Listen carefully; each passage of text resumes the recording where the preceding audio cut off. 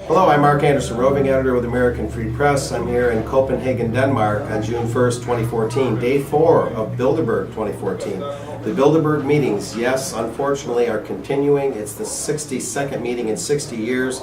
They've reached quite a milestone, but I've been calling in many newscasts and videos to call for the end of Bilderberg, literally to close the book on this private governance from behind the throne. Of course, they team up with other infamous groups like the Trilateral Commission and others that are in the lexicon of globalism. But at any rate, American Free Press has done a lot of coverage of this, cutting-edge stuff. This, of course, is our announcement recently that they are going to meet here in Copenhagen, May 29th through June 1st. And then Bilderberg Probe, the intelligence angle on Bilderberg. And that's a very important angle and very ignored by most media, if not all media, and AFP is looking into that very hard. We'll talk about that perhaps in a moment. But I'm with Bo Jonsson of the Swedish Free Party. We'll talk about that in detail in just a moment. They're the only political party I know of that officially, as a matter of their official statements, that is, opposes the Bilderberg meetings in principle. And so that's very unique, very important. They're a new but growing party. And thanks for being with me today, Bo. As we wind up the Bilderberg meetings for 2014, we have this infamous group of fat cats and jet setters, media moguls, bankers, especially central bankers, current and former politicians, including Diederik Samson, a member of the Dutch Parliament. He's here. Henry Kissinger's been confirmed here. This has been going on every year where big business and big government collude. What is your view on this, Bo? How does your Swedish Free Party see this, and why do you pay attention to Bilderberg? It's a big problem for us because there's a big lack of transparency. Politicians and businessmen behind closed doors with an iron ring around the hotel. No reporters are allowed inside, and they don't write any, protocol, say. And it's a big problem that they meet in these ways, and it's against all democratic, democratic ideals. Yeah. Now let's cut right to the chase. A lot of Swedish politicians have benefited, have moved up the ladder, and have networked through Bilderberg. Who are a couple of those personalities, and how has Bilderberg benefited their personal power and the power of the overall group? The most famous one is probably our current foreign minister, Carl Bildt, yes. He has been there for the last 20 years or so. 20 years in Bilderberg. Former prime minister as well. And right now, Stefan Löfven is going to be the upcoming prime minister from the red team, the socialist team. We have the government elections in September, and it's already, according to me, it's already fixed. So it's like two racing horses with the same owner, kind of. And let's get that emphasized, ladies and gentlemen, those viewing this video. We are making an outright prediction here, and we're pretty certain that Stefan Löfven, via his attendance, his expected attendance at Bilderberg this year, and we know he was at Bilderberg last year in Watford, correct? Yeah. This year it's suspected. Last year he was there in Watford, England. We are making a prediction that via Bilderberg and related networks, he will be the next Prime Minister of Sweden, replacing Fredrik Reinfeldt. Exactly. And this is the position that Carl Bildt used to have. So Swedish politicians of a high caliber, the Bilderberg group is a step up and a revolving door and a networking outlet for that, of course for other countries too. And the Swedish public are, they are fed up with the current government. That we have the blue team, the moderate, and the so-called Alliansen. There are some parties working together. So you have blue team, red team, but they're owned by the same sports owner. The left-right paradigm is all a scam. And now they will just replace the blue team with the red team, and he will for sure do the same agenda, but some small differences in the rhetoric only. Yeah, and this is so common. Fake right, go left, fake left, go right. Like in American politics, you're either a Democrat or a Republican or you're nobody, which is totally absurd. So we look at Bilderberg, we see the problems that they both spawn and foster. if they don't create the problem, they'll sustain it. We've seen them come out of World War II, created by Prince Bernhard and Joseph Redinger. In the post-World War II years, they start rearranging the globe, restructuring the global infrastructure. Bretton Woods, World Bank, International Monetary Fund, World Trade Organization, GATT, an alphabet soup of globalism. And Bilderberg is founded in '54, right after NATO was founded in '49. The whole post-war, Cold War infrastructure grows. We get 60 years into Bilderberg. And we know that the private and public collusion there it creates and sustains and expands these institutions. They're making an eastward thrust. Putin, right during Bilderberg, creates the Eurasian Union. The timing is very curious there. And that now we have these two blocks.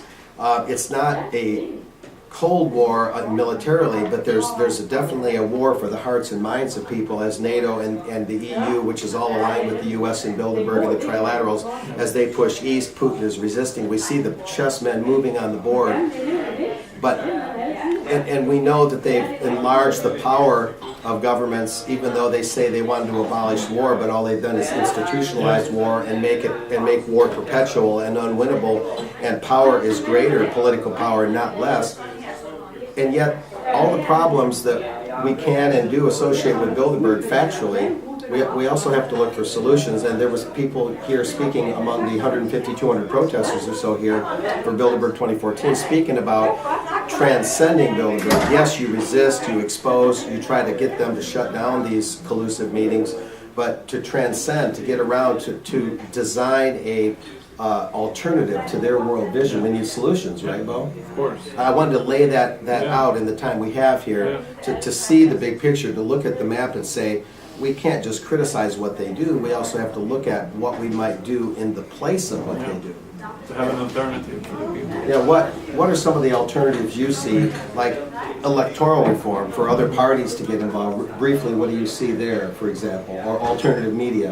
Address whatever you want. Yeah. First of all, I think the limit to get into the Swedish government should be less than 4% as it is today. Maybe 1% would be better, to have small parties come in and speak their mind and be able to influence. You mean a lower threshold? Yeah. The threshold should be lower, like 1% instead of 4%. 1% of what? Of the total votes. Like, so if an alternative party runs, you would only need to get 1% of total votes rather than 4% to stay in the running. Yeah. And people should be able to file petitions, like collecting names, signatures, and if they reach a certain level, they can have an open debate for this question, for and against, in an open forum, and then immediately implement that decision, so the people have the power. So they can come with ideas and and shape the future. So something like the Swiss system. Yeah, exactly. They raise an issue, a constitutional amendment, new law, repeal a bad law, reach a certain signature threshold or vote threshold, put it on the ballot, let the people decide, don't let the legislators decide everything, is what you're saying? Yeah. I want to make sure I follow you right. Of course. And then also we want to look at some kind of solution for a basic income for each citizen, to have a small income from the state that allows them to have more freedom and do what they want in life. If they want to make more money than that, they can start a company or do whatever they want. But to have this small basic income to allow them to have more freedom and develop as an individual in that direction that they want.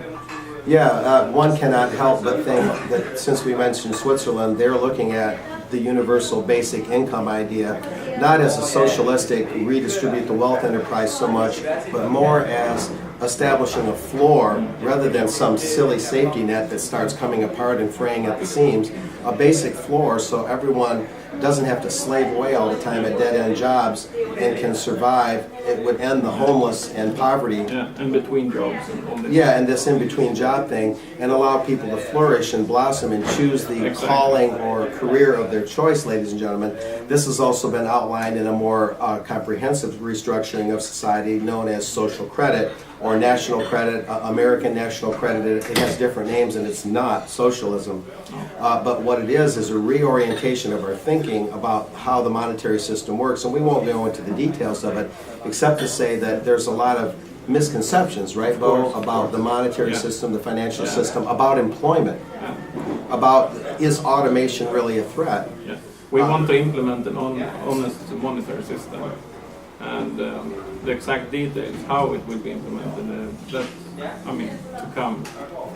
We are a small part right now, but we will pretty soon have specialists in each area. We're only 1 year old now, but we will continue and we will grow and get more and more organized. Yeah, that's good to hear. Yeah, the income thing, one thing I'll stress, ladies and gentlemen, those watching, is the key thing is that the sovereign creation of money has to be returned to the people through their governments. It has to be taken away from the private banks. To give banks the power to create money with interest is handing them sovereign control.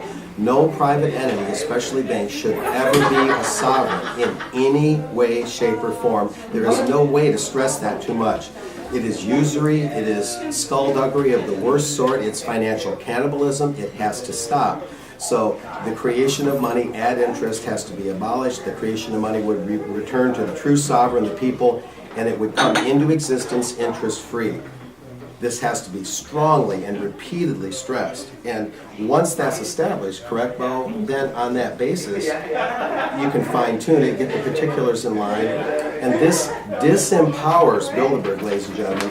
The key to their control, as I said at a speech to activists yesterday, that would have been May 31st yesterday, the key to disarming their control is to deprive them from being connected to the illicit interest-laden monetary system that I'm referring to. You take that away, it's like taking the transmission out of a car. It goes nowhere. And that has to be the ultimate solution to Bilderberg or any group like it. Deny the banksters who are part of Bilderberg, that central banking system, deny them the right to create money and interest and return it to the sovereigns. I'm going to say it again. You do that and there'll be no more Bilderberg, or at least no more system like that which sustains them and like that which they uphold. That's why they meet, to sustain and uphold the basic paradigm and matrix that we live in, politically, culturally, economically, food, water, everything. And the private and monopolistic control of food, water, energy, money, everything. And a new party and a new media coming to the fore. We have other media in Sweden, especially in Sweden, and throughout the world, really, that are now starting to grow up and fill in the gap since since the mainstream press, is dropping the ball on Bilderberg, even though in Europe they were doing pretty well for a while. But is it not true that with parties like yours, media like ours, and others we're working with, that the ideas we're talking about, the solutions, can be brought to the fore through the ballot, through the media? For sure. And no question about it. Isn't there an event coming up in Sweden where this can be announced? And we have this meeting every year, week 27. It's called Almedalsveckan. It's the biggest Swedish political event. How would English-speaking listeners look it up, for example? If you go to Wikipedia, you can type in Almedalsveckan, and I'm sure Mark will have it in the writings under this video. Yes, we'll do that. Yeah, and you can see and read what it's all about. It's like an open forum for discussion and debates and panels. And you can walk and talk and shake hands with politicians openly in the small city center. And it is the quite opposite of Bilderberg. So the alternative press, alternative political parties, some mainstreamers are there, but it's a place where the ideas like we're talking about and related matters can be openly discussed without... And they do live TV broadcasting from those debates, from the Swedish public service TV channel, as well as the radio channel. So unlike Bilderberg, this is broadcast live and everybody knows what's being said. There's a breakthrough, right? Exactly. Well, Bo, anything you want to add and any final remarks? I think we've covered it pretty well. Yeah, I think so. I hope only for the next Bilderberg meeting more attendees will be exposed and more activists will be on site. Yeah, this was a tough one. The environment, this free speech zone, hard stones under your feet, dusty when the wind blows. A lot of problems for the activists this year in this highly urban location. All right, ladies and gentlemen, thanks for listening. I'm Mark Anderson with American Free Press. Bo Jonsson with the Free Party of Sweden. We'll see you next time. See you around.